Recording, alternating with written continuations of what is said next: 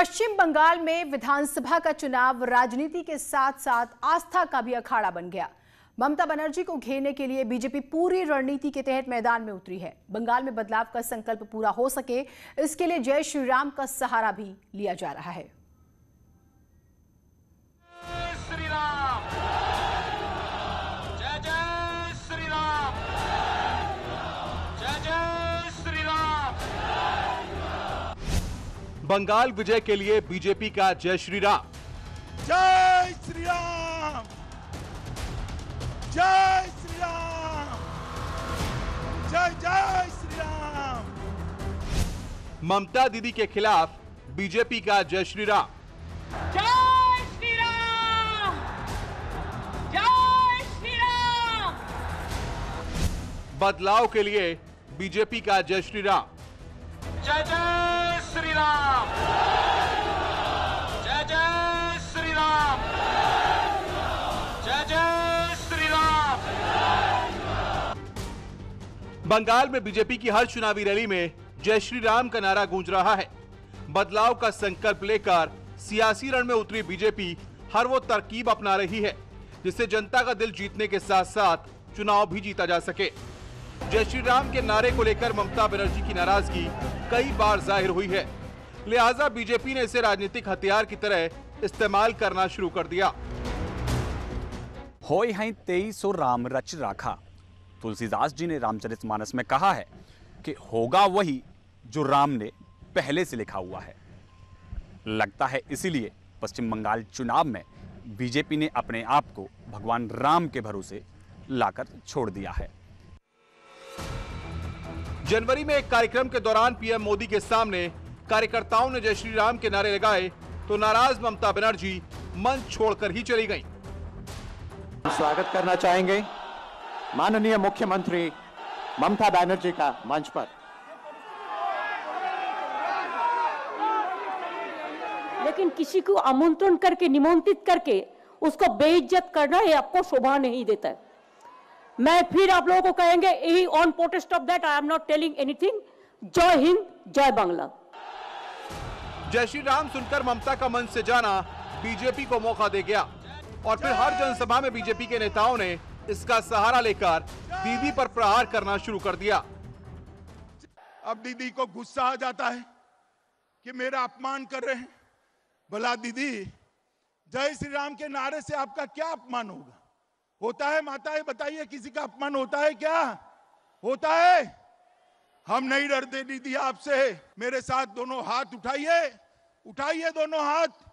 माताएं बहनें भी उठाइए दोनों हाथ और जोर से बोलिए जय श्री राम, जय श्री राम, जय जय श्री राम। बीजेपी ने बंगाल में जीत हासिल करने के लिए रणनीति तैयार की है और यूपी के सीएम योगी आदित्यनाथ उस रणनीति का सबसे अहम हिस्सा हैं। चुनावी तारीखों का ऐलान करने के बाद योगी की बंगाल में अब तक 4 रैलियां हो चुकी हैं और इन रैलियों में उन्होंने 80 बार भगवान राम का जिक्र किया। मर्यादा पुरुषोत्तम भगवान श्री राम जो भारत के कोटि कोटि नागरिकों की आस्था के प्रतीक हैं, मर्यादा पुरुषोत्तम भगवान श्री राम का उद्घोष करने पर यहां की सरकार को, टीएमसी के लोगों को आखिर आपत्ति क्यों? ये पूछा जाना चाहिए कि आखिर जय श्री राम का उद्घोष करने पर यहां की सरकार को सहज स्थिति क्यों पैदा होती है? लेकिन मैं कह सकता हूं, राम का विरोध जिसने भी किया वह जनता के द्वारा हमेशा उसको मुंहतोड़ जवाब दिया गया। भगवान राम के नाम का सहारा केंद्रीय मंत्री स्मृति ईरानी भी बंगाल में अपनी चुनावी सभाओं में खूब कर रही हैं। मैं दीदी से कहना चाहती हूं कि आपने भले ही प्रभु राम के नाम को त्याग दिया, लेकिन नरेंद्र मोदी जी के नेतृत्व में एक तरफ भव्य राम मंदिर का निर्माण हो रहा है और दूसरी ओर पश्चिम बंगाल में राम राज्य दस्तक दे रहा है। पश्चिम बंगाल में मुद्दों के अलावा धर्म और भगवान के नाम पर खूब राजनीति हो रही है। असल में बंगाल में 2 तरह के हिंदू हैं, एक जो बांग्ला बोलते हैं और दूसरे वे जो गैर बांग्ला भाषी हैं। जो बांग्ला भाषी हैं उनके लिए दुर्गा ज्यादा मायने रखती हैं, लेकिन जो नॉन बंगाली हैं वे राम को मानते हैं। यहाँ करीब 50% बांग्ला भाषी हिंदू हैं, जबकि 10% से ज्यादा गैर बांग्ला भाषी हिंदू हैं। लिहाजा बीजेपी अपने लिहाज से सबको साधने में जुटी है।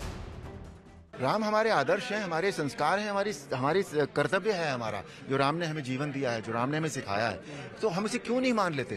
क्यों हम उसका विरोध करना चाहते हैं? ये राष्ट्र निर्माण के लिए घातक सिद्ध होगा उसका विरोध करना। ये देश राम का देश है। हिंदुओं की तरह ही बंगाल में दो तरह के मुसलमान भी हैं, एक जो बांग्ला बोलते हैं और दूसरे वे जो गैर बांग्ला भाषी हैं। बांग्ला भाषी मुसलमान ममता बनर्जी के हार्डकोर समर्थक माने जाते हैं, जबकि बिहार से सटे जिन इलाकों में गैर बांग्ला भाषी मुस्लिम हैं, उन्हें अपने पाले में लाने के लिए ही ममता बनर्जी जय श्री राम के नारे का विरोध कर रही हैं। इस पूरी सियासत पर कांग्रेस भी अब तंज कस रही है। हनुमान जी जब संजीवनी बूटी लेने जा रहे थे तो एक राक्षस ने रास्ता रोका और उनका वक्त खराब करने के लिए जय श्री राम का नारा लगातार हनुमान वक्त खराब करते रहे। और फिर अप्सरा ने उनसे कहा, हनुमान जी मुनि नहीं, ये निश्चर घोड़ा। बंगाल की सत्ता हासिल करने के लिए हर कोई दम लगा रहा है और सियासत भी परवान चढ़ चुकी है। अब सवाल इसी बात का है कि बंगाल की जनता इस बार किसका साथ देगी। पवन गौड़ के साथ अनूप गुप्ता, न्यूज़ 18 दिल्ली। और अब आपको गोरखपुर लिए चलते हैं। शिलान्यास उत्तर प्रदेश के यशस्वी माननीय मुख्यमंत्री महोदय, माननीय कृषि मंत्री, माननीय सांसद सदर, माननीय सांसद बांसगांव एवं समस्त सम्मानित विधायकगण के सानिध्य में संपन्न होता हुआ। गुरुर् ब्रह्मा गुरुर् विष्णु गुरुर्देवो महेश्वरः, गुरुर् साक्षात् परम ब्रह्म तस्मै श्री गुरुवे नमः। उत्तर प्रदेश के यशस्वी माननीय मुख्यमंत्री महोदय एवं जनमानस के संरक्षक परम श्रद्धेय गोरक्ष पीठाधीश्वर श्री योगी आदित्यनाथ जी महाराज जी से सादर विनम्र अनुरोध है कि आप अपने आशीर्वचन के द्वारा हम सभी को अभिसिंचित करें।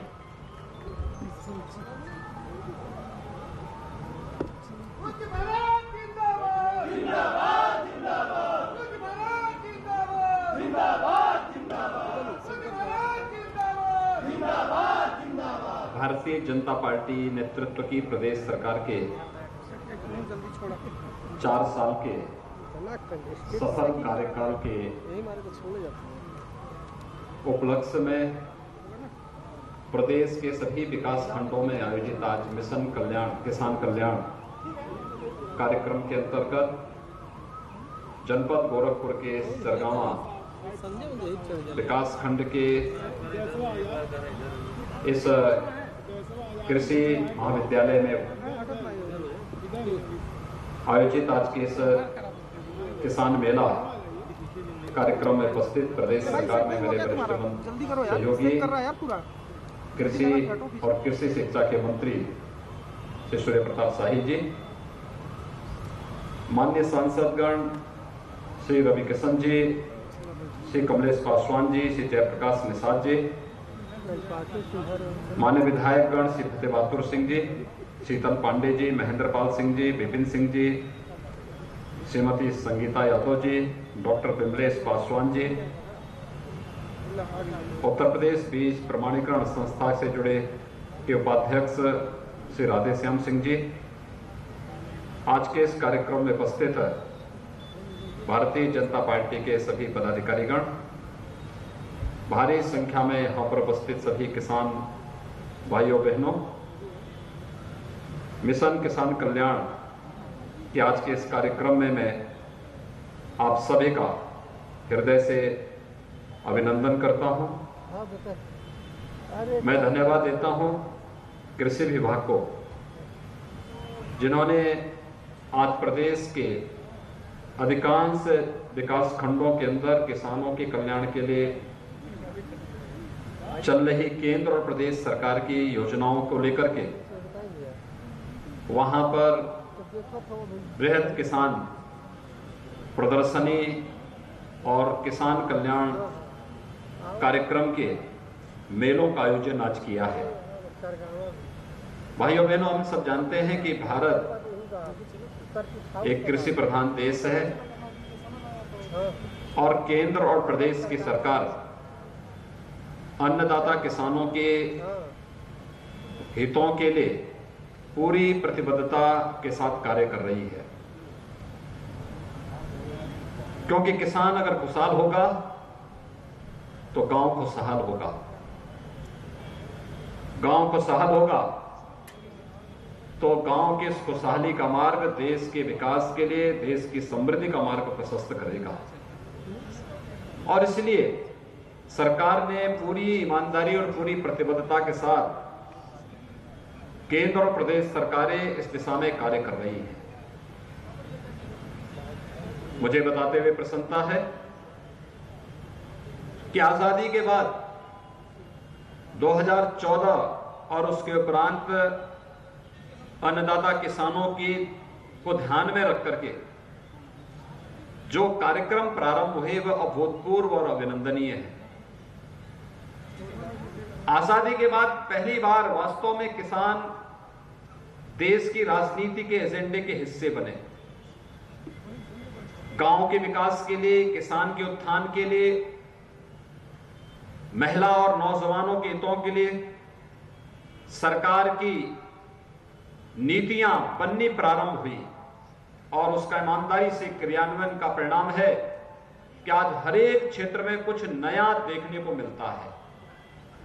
भाइयों बहनों, सॉयल हेल्थ कार्ड की स्कीम हो, प्रधानमंत्री फसल बीमा योजना, प्रधानमंत्री कृषि सिंचाई योजना हो या लागत का 1.5 गुना एमएसपी किसानों के खातों में देने का हो, प्रधानमंत्री किसान सम्मान निधि हो या उत्तर प्रदेश सरकार के द्वारा किसान ऋण माफी की योजना, प्रदेश के अंदर एमएसपी के अनुसार क्रय केंद्र स्थापित करके किसानों को एमएसपी का लाभ देने की कार्रवाई हो, वर्षों से लंबित किसान के हित के लिए महत्वपूर्ण और उसकी उत्पादन क्षमता को बढ़ाने के लिए कृषि सिंचाई की लंबित परियोजनाओं को पूरा करने का कार्य रहा हो, या फिर फसल बीमा योजना को और सरलीकरण करने, या फिर प्रदेश के अंदर मुख्यमंत्री कृषक दुर्घटना बीमा योजना को कृषक के परिवार के साथ साथ बटाईदार को भी इसमें शामिल करने का कार्य हो। एक साथ तमाम प्रकार की योजनाओं को सरकार ने अन्नदाता किसानों के जीवन में व्यापक परिवर्तन के लिए ही लागू किया है। और आज मुझे बताते हुए प्रसन्नता है, जब हम लोग इस चरगांवा में इस कृषि विभाग के द्वारा संचालित इस कृषि महाविद्यालय के प्रांगण में हम सभी एकजुट होकर के इस कार्यक्रम के साथ सहभागी बन रहे हैं, तो किसानों के लिए 20 करोड़ रुपए की लागत से एक छात्रावास का भी शिलान्यास का कार्यक्रम यहां पर आज कृषि विभाग के द्वारा प्रारंभ किया गया है। भाइयों बहनों, मंडी के माध्यम से भी किसानों को सीधे मंडी के साथ जोड़ने, किसी किसान के उत्पाद पर मंडी शुल्क नहीं लिया जाता है, लेकिन मंडी अपनी आय का एक बड़ा हिस्सा किसान कल्याण के लिए सीधे खर्च करता है। प्रत्यक्ष भी और अप्रत्यक्ष भी वो पैसा किसान कल्याण के कार्य में खर्च होता है। यह प्रदेश के अंदर विगत 4 वर्ष के अंदर आप सबने देखा होगा। और आज जिन कृषक उत्पादक संगठनों की बात प्रदेश के अंदर चल रही है, मुझे प्रसन्नता है कि 576 कृषक उत्पादक संगठन वर्तमान में प्रदेश के अंदर कार्य कर रहे हैं। किसान की आमदनी को हम कैसे आगे बढ़ा सकते हैं? मैं भी ये पंडाल में घूमते घूमते एक पंडाल में गया था, ग्राम उनोला की, उस पंडाल में जहां पर एक किसान के द्वारा 2 बीघा खेत में स्ट्रॉबेरी की खेती की जा रही है, और स्ट्रॉबेरी की इस खेती में मात्र 2 बीघा में 6 महीने के अंदर उस किसान ने 6 लाख का नेट प्रॉफिट कमाया है। आप अनुमान कर सकते हैं, उनकी लागत आई 2 बीघा में 8 लाख की लागत आई, लेकिन उन्होंने 14 लाख रुपया कमाया। यानी 8 लाख रुपए अगर अपनी लागत को हटा भी दें तो 6 लाख का नेट प्रॉफिट एक किसान को 2 बीघा खेती में मात्र 6 महीने के अंदर होता है। अगर हम कृषि उत्पादक संगठन कृषक उत्पादक संगठन बना करके गांव में आपस में मिलकर के खेती के इस कार्यक्रम को या किसी भी अन्य कार्यक्रम को करना प्रारंभ करेंगे, उसके बहुत अच्छे परिणाम आएंगे और मुनाफा हमारा कई गुना बढ़ जाएगा। एक किसान और खेती के क्षेत्र में, खेती बाड़ी के क्षेत्र में प्राप्त होने वाला यह मुनाफा ही किसान की जिंदगी में व्यापक परिवर्तन का कारक बनेगा। और केंद्र और प्रदेश सरकार आज यही आप सबसे अपेक्षा रखती है और इसके लिए हर प्रकार का मदद आप सबको करना चाहती है। आज जब हम यहां पर मिशन किसान कल्याण के इस कार्यक्रम के साथ जुड़े हैं, आपने देखा होगा अलग अलग किसानों को शासन, केंद्र और प्रदेश सरकार की अलग अलग योजनाओं से लाभान्वित करने का कार्य हो रहा है।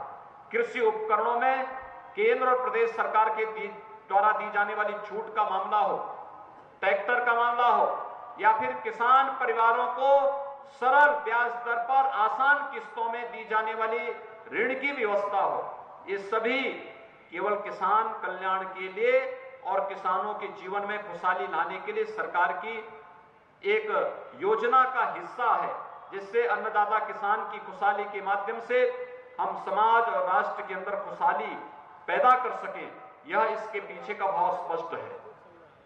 लेकिन आज जब एक तरफ केंद्र और प्रदेश सरकार पूरी ईमानदारी और प्रतिबद्धता के साथ किसानों के हितों के लिए कार्य कर रही है, तब कुछ निहित स्वार्थी तत्व किसान बंधुओं के कंधों पर बंदूक रख करके वह अनावश्यक किसान भाइयों को गुमराह करके अव्यवस्था और अराजकता का वातावरण देश के अंदर पैदा करना चाहते हैं। हर व्यक्ति जानता है कि जो किसानों के कंधों पर बंदूक रखने वाले ये तत्व किसके इशारे पे काम कर रहे हैं, जिनको किसानों से कुछ लेना देना नहीं। जिन्हें जब सत्ता में रहने का अवसर प्राप्त हुआ तब उन्होंने किसानों के हित के लिए कोई कार्य नहीं किया, न मृदा परीक्षण का कार्य किया, न कोई उनके लिए फसल बीमा की सुरक्षा की योजना लाई गई, न कोई किसानों के लिए कृषि सिंचाई की योजना उनके समय में आई थी, न प्रधानमंत्री किसान सम्मान निधि उनके समय में आ पाई थी, न किसानों के कर्ज ही माफ हो पाए थे, न एफपीओज की बात उन्होंने की, हर खेत को पानी देने की बात भी कभी नहीं की। लेकिन उस सब के बावजूद वे चंद लोगों के इशारे पर किसान भाइयों के हितों के लिए चलाई जाने इन योजनाओं में कैसे बाधा पैदा की जाए, आज इसके लिए उन्होंने दुष्प्रचार का सहारा लेना प्रारंभ किया है। और ये दुष्प्रचार किस कदर तक, कितना झूठ बोलते हैं लोग कि किसान की जमीन हड़प ली जाएगी। कैसे कोई किसान की जमीन को हड़प लेगा? प्रधानमंत्री जी ने बार बार कहा कि कृषि कानून, कॉन्ट्रैक्ट फार्मिंग का जो कानून है, यह एक विकल्प है, ये बाध्यता नहीं। विकल्प इस बात को लेकर के किसान को अगर फसल की गारंटी की सुविधा फसल पैदा होने के पहले मिल जाती है और उसको एमएसपी से ज्यादा लाभ, मार्केट से ज्यादा लाभ अगर कोई देता है, तो किसान को अपनी उपज को देश के अंदर कहीं भी बेचने की पूरी स्वतंत्रता मिलनी चाहिए और मुनाफा कमाने का अधिकार किसान को होना ही चाहिए, किसान को मुनाफा मिलना ही चाहिए। लेकिन ये लोग किसान को मुनाफा नहीं कमाने देना चाहते। जो इन लोगों की प्रवृत्ति रही है, मुनाफा स्वयं कमाएंगे और कर्ज के नीचे किसान को दबाएंगे, और वही गुमराह करने वाले तत्व आज किसान बंधुओं के कंधों पर बंदूक रख करके निशाना साधने का कार्य कर रहे हैं। कितना झूठ बोलते हैं लोग कि मंडियां बंद हो जाएंगी। मंडियां बंद नहीं होंगी, बल्कि मंडियां एक स्वस्थ प्रतिस्पर्धा के लिए खड़ी हो रही है। जून 2020 से अब तक एक भी मंडी नहीं बंद हुई, बल्कि जो मंडी चालू है उसको भी हम वन नेशन वन मार्केट की तर्ज पर ई नाम्स के साथ जोड़ने की कार्रवाई कर रहे हैं। केंद्र सरकार के बजट में 1000 नई मंडियों को आधुनिकीकरण करने और उन्हें ई नाम से जोड़ने की कार्रवाई प्रारंभ हुई है। फिर ये गुमराह करने वाली बातें क्यों हो रही है? ये कहना कि एमएसपी बंद हो जाएगा। हम लोगों ने विगत वर्ष किसान बंधुओं का 56 लाख मीट्रिक टन धान का क्रय किसानों से सीधे किया था, और इस वर्ष कृषि अधिनियम लागू होने के बाद एमएसपी पर किसान से 68 लाख मीट्रिक टन धान का क्रय सीधे किया गया। इसमें कहीं भी कोई मंडी न बंद हुई न एमएसपी समाप्त हुई। जिन किसानों ने कॉन्ट्रैक्ट खेती की थी या करवाई थी, किसी के खेत पर भी किसी व्यक्ति ने कब्जा नहीं किया। किसान ही अपनी जमीन का मालिक है। सरकार तो एक सुविधा दे रही है। वे किसान जिस खेती को करता है, अगर दुर्भाग्य से किसी आपदा की चपेट में किसान आ गया तो राज्य सरकार ने मुख्यमंत्री कृषक दुर्घटना बीमा योजना के अंतर्गत किसान के परिवार के कमाऊ सदस्य या बटाईदार को 5 लाख रुपए की बीमा कवर देने का कार्य किया है। ये राज्य सरकार इसलिए किया है जिससे किसान भाइयों के जीवन में व्यापक परिवर्तन लाया जा सके। ये कार्यक्रम इसलिए आगे बढ़ाए गए हैं, लेकिन गुमराह करने वाले तत्व लगातार गलतफहमी पैदा करने का कार्य कर रहे हैं। ये वही लोग हैं जिन्होंने भाइयों बहनों सत्ता के साथ मिलकर के पूर्वी उत्तर प्रदेश की आजीविका का आधार और किसानों के जीवन में व्यापक परिवर्तन करने के जो माध्यम थे, यहां की चीनी मिलों को बंद करने का कार्य किया। कभी गोरखपुर, महाराजगंज, देवरिया, कुशीनगर चीनी उत्पादन की 42 चीनी मिलें यहां पर चलती थी। आज मुश्किल से 10 से 11 चीनी मिलें चल पा रही हैं, और ये तब जब राज्य सरकार ने पिपराइच में बंद हो चुकी, यानी गोरखपुर में किसी समय 3-3 चीनी मिलें थी। एक समय ऐसा आया जब सपा बसपा के कार्यकाल में सभी तीनों चीनी मिलें बंद हो गई। एक भी चीनी मिल गोरखपुर में नहीं चल रही थी, लेकिन हमारी सरकार ने आने के बाद पिपराइच में एक नई चीनी मिल का निर्माण किया, और चीनी मिल आज वहां पर गन्ना की पेराई का कार्य सफलतापूर्वक कर रही है। किसान को उनकी उपज का लाभ देने का कार्य कर रही है। देवरिया में, कुशीनगर में, महाराजगंज में ज्यादातर चीनी मिलें बंद कर दी गई या बेच दी गई। 2017 में जब हमारी सरकार आई थी तब हजारों करोड़ रुपया गन्ना किसानों का चीनी मिलों पर बकाया था। आज मुझे बताते हुए प्रसन्नता है, जब सरकार के 4 वर्ष के कार्यकाल पूरे हुए हैं, 1,27,000 करोड़ रुपए का गन्ना मूल्य का भुगतान सीधे गन्ना किसानों के खाते में करने का कार्य सरकार ने किया है। खाद्यान्न क्रय करके धान है, गेहूं है, मकई है, दलहन है, तिलहन है, रिकॉर्ड उत्पादन करवाने के साथ ही उसके प्रोक्यूरमेंट की प्रक्रिया को आगे बढ़ाने और एमएसपी का लाभ किसान के खाते में देने का कार्य किया। 66,000 करोड़ रुपए का भुगतान किसान के खाद्यान्न का किसान के खाते में सीधे डीबीटी के माध्यम से दे करके किसान के जीवन में खुशहाली लाने का काम भी सरकार ने किया। और भाइयों बहनों, 2,42,00,000 किसानों के खातों में प्रधानमंत्री किसान सम्मान निधि का 27,000 करोड़ रुपए भी सीधे उत्तर प्रदेश के किसान भाइयों के खातों में भी यह पैसा देने का कार्य केंद्र और प्रदेश सरकार ने मिलकर के किया है। एक तरफ जहां किसानों के हितों के लिए नई नई योजनाएं बन रही हैं, हमारे कृषि मंत्री जी अभी कह रहे थे, जब हम लोग 2017 में आए थे किसान कर्ज तले दबा हुआ था, कोई उसका पुरसा हल नहीं था, आत्महत्याएं हो रही थी, और दूसरी तरफ शासन की किसी भी योजना का लाभ उसे नहीं मिल पाता था, न तकनीक का लाभ मिल पाता था, न उसे ड्रिप इरिगेशन का लाभ मिल पाता था, न कृषि विश्वविद्यालय या कृषि विज्ञान केंद्र ही सक्रिय थे, और न ही प्रधानमंत्री कृषि सिंचाई योजना का लाभ ही उसे मिल पाता था। आज मुझे बताते हुए प्रसन्नता है, हमारी सरकार ने 4 वर्ष के अंदर लंबित सिंचाई की परियोजनाओं को पूरा करने का कार्य किया है। 9 परियोजनाएं पूरी हो चुकी हैं। 11 परियोजनाएं इस वित्तीय वर्ष में पूरी होंगी और वित्तीय वर्ष की 11 परियोजनाओं का पूरा होते ही हम लोग भाइयों बहनों प्रदेश के अंदर 20 लाख हेक्टेयर से अधिक भूमि को सिंचाई की अतिरिक्त सुविधा देने जा रहे हैं। अगर हम इन्हीं सभी क्षेत्रों में ड्रिप इरिगेशन की तकनीक को अपना लेंगे तो यही क्षमता हमारी 3 गुना बढ़ जाएगी। यानी किसान के जीवन में परिवर्तन और उसकी आमदनी को ज्यादा बढ़ाने के लिए लागत कम करना पड़ेगा, उत्पादन बढ़ाना पड़ेगा। इसके लिए सिंचाई की अच्छी सुविधा चाहिए, अच्छी तकनीक चाहिए।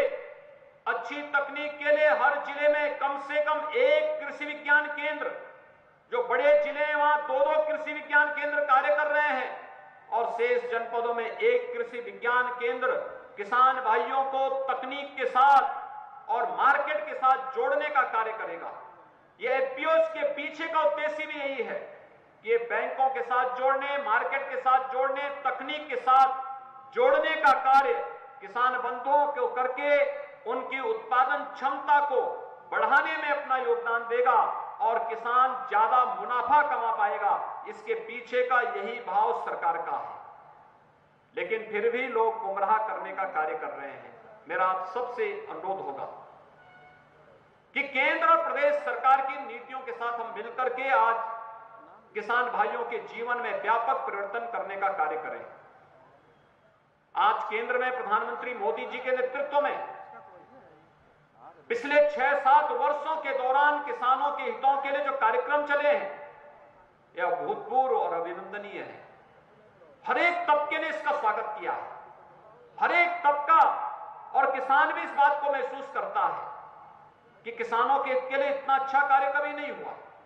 और आज तो प्रदेश सरकार और केंद्र सरकार ने यह भी तय किया है कि जो भी किसान भाई होगा, अगर वह आपदा के लिए भी उसको गारंटी की सुविधा दी गई, लेकिन यह भी व्यवस्था की गई है कि अगर कोई किसान भाई, कोई किसान बंधु अगर आयुष्मान भारत से आच्छादित नहीं हो पाया है तो प्रदेश सरकार उसे मुख्यमंत्री जन आरोग्य योजना के अंतर्गत हर वर्ष 5 लाख रुपए की स्वास्थ्य बीमा का कवर भी देगी। यानी किसान प्रदेश में नहीं, प्रदेश के बाहर जहां कहीं जाएगा वहां पर उस किसान को 5 लाख रुपए की स्वास्थ्य बीमा की सुविधा उपलब्ध हो जाएगी। ये बहुत बड़ी सुरक्षा है सरकार के द्वारा। सामाजिक सुरक्षा, स्वास्थ्य की सुरक्षा, खेती की सुरक्षा, खेती को आधुनिकीकरण के साथ जोड़ने, बीज से लेके बाजार तक एक व्यवस्था बनाने में आज जब सरकार आप सबको योगदान कर रही है, उन स्थितियों में हमें कृषक उत्पादक संगठनों के गठन की प्रक्रिया को आगे बढ़ाना पड़ेगा। मेरा आग्रह होगा कृषि विभाग के सभी अधिकारियों से, अपर मुख्य सचिव कृषि भी यहां पर आज मौजूद है, कृषि विभाग से जुड़े हुए सभी अधिकारी मौजूद हैं। हर एक विकास खंड के अंतर्गत प्रधानमंत्री कृषि इंफ्रास्ट्रक्चर के तहत हमें वहां पर उस प्रकार के इंफ्रास्ट्रक्चर को खड़ा करना चाहिए जहां पर किसान के उत्पाद को स्टोरेज की सुविधा उसके विकास खंड स्तर पर ही प्राप्त हो सके, उसके गांव स्तर पर, न्याय पंचायत स्तर पर, विकास खंड स्तर पर मिल सके। और जब मार्केट का दाम अच्छा हो उस समय किसान मार्केट में ले जाकर के अपने उत्पाद को बेच सके। इस प्रकार की व्यवस्था हमें करनी चाहिए। किसान अधिक से अधिक मुनाफा इसी के माध्यम से कमा पाएगा। आज के इस अवसर पर मिशन किसान कल्याण के इस कार्यक्रम में कृषि मंत्री और अपर मुख्य सचिव कृषि के द्वारा किसानों के हितों के लिए प्रदेश के अंदर की जा रहे विभिन्न कार्यक्रमों को लेकर के जो अभियान विकास खंड स्तर पर सरकार के सफलतापूर्वक 4 वर्ष के कार्यकाल के उपलक्ष्य में आयोजित किया गया है, मैं इसके लिए कृषि विभाग को हृदय से धन्यवाद देते हुए आप सभी किसान बंधुओं को हृदय से आज के इस अवसर पर आपका अभिनंदन करता हूं, आपको बधाई देता हूं, आपके मंगलमय जीवन की कामना करता हूं। होली की अग्रिम शुभकामनाएं आपको और आपके परिवारजनों के प्रति व्यक्त करते हुए वाणी को विराम देता हूं। धन्यवाद। जय हिंद।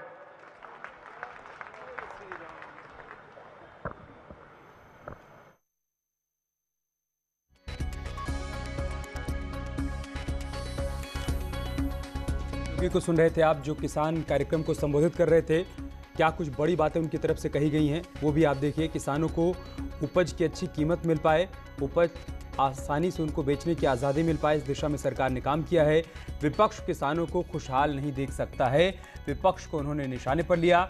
मंडी बंद होने का झूठ फैलाया जा रहा है विपक्ष की तरफ से। एमएसपी को लेकर भी भ्रम की स्थिति विपक्ष की तरफ से उत्पन्न की जा रही है। कॉन्ट्रैक्ट फार्मिंग पर भी विपक्ष किसानों को गुमराह कर रहा है। ये तमाम बड़ी बातें, तमाम बड़े आरोप विपक्ष के ऊपर उनकी तरफ से लगाए गए हैं। साथ ही साथ उन्होंने इस बात का जिक्र किया कि केंद्र सरकार की तरफ से और राज्य सरकार की तरफ से किसानों के लिए जो अलग अलग योजनाएं चलाई जा रही हैं, कैसे उससे किसानों को फ़ायदा पहुंच रहा है, इस बात का भी उन्होंने इस मंच से जिक्र किया है। पीएम किसान निधि कृषक दुर्घटना बीमा योजना हमने बनाई, हमारी नीतियां किसानों के लिए ही हैं। केंद्र और राज्य सरकार की किसानों को समर्पित जो नीतियां हैं उसका फ़ायदा किसानों को मिल पाए, ये भी सुनिश्चित किया जा रहा है। सीएम ने लाभार्थियों को यहाँ पर प्रमाण पत्र भी बांटा है। किसान सम्मेलन में सीएम योगी ने गोरखपुर के किसानों को संबोधित किया और साफ तौर पर उनको संदेश दिया कि तीनों नए कृषि कानून किसानों के फायदे को ध्यान में रखते हुए बनाए गए हैं। इससे किसानों की आमदनी दोगुनी करने का जो लक्ष्य सरकार ने तय किया है उसको प्राप्त किया जा सकेगा। लेकिन विपक्ष की तरफ से किसानों को गुमराह किया जा रहा है, उनके बीच भ्रम फैलाया जा रहा है। ये कहा जा रहा है कि मंडियां समाप्त हो जाएंगी, कॉन्ट्रैक्ट फार्मिंग के तहत किसान अपनी फसल को बेच नहीं पाएंगे। ये तमाम भ्रम फैलाए जाने विपक्ष की तरफ से, और सीएम ने इन्हीं तमाम बातों का जिक्र किया और किसानों को संबोधित किया।